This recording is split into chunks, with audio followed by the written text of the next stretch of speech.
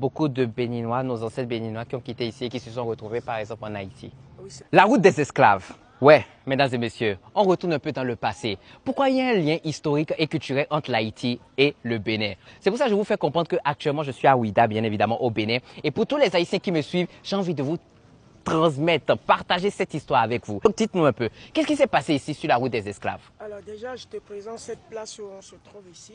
Ok, là où il y a l'arbre là. C'est la première étape Oui. où se passait la vente aux enchères. Donc c'est ici La que vente aux enchères, donc on vendait les esclaves. c'est ici que les Blancs venaient acheter nos ancêtres.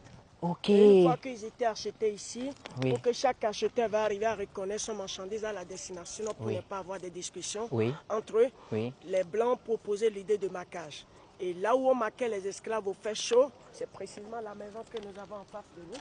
Attendez, donc la maison qui est là-bas, c'est là-bas qu'on C'est maque la les place esclaves. où se passait le maquage des esclaves. Ok. Si je dis la place, ça ne dit pas que je ne parle pas de la maison. C'est-à-dire Ok. la maison qui est là n'a rien du tout avant dans notre histoire. D'accord. Parce que la maison a été reconstruite après. Ok. Mais c'est sur cette place-là où le forgeron vient travailler, Ouais. fabriquer les barres de fer pour pouvoir maquer les esclaves au fer chaud.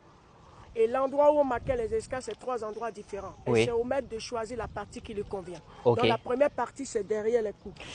Et la deuxième partie, c'est ici. Ok. Et la troisième partie, c'est là. Au niveau des fesses. Des fesses. Alors une fois que le Mais c'est maître... quel maquage qu'il faisait? Alors- C'est-à-dire qu'on maquait, il y a des initiales qu'on était en... que je m'appelle Hippolyte, Ouais. je suis français, mon nom Ouais. Hippolyte commence par H, français commence par F. Le forgeron doit fabriquer un bas de fer qui portera les 2 lettres H pour F. Hippolyte le Ok, français. ok, Une d'accord. fois que le bas de fer est composé selon le nom de l'acheteur et son pays, c'est là que le forgeron doit mettre le bas de fer composé dans le feu.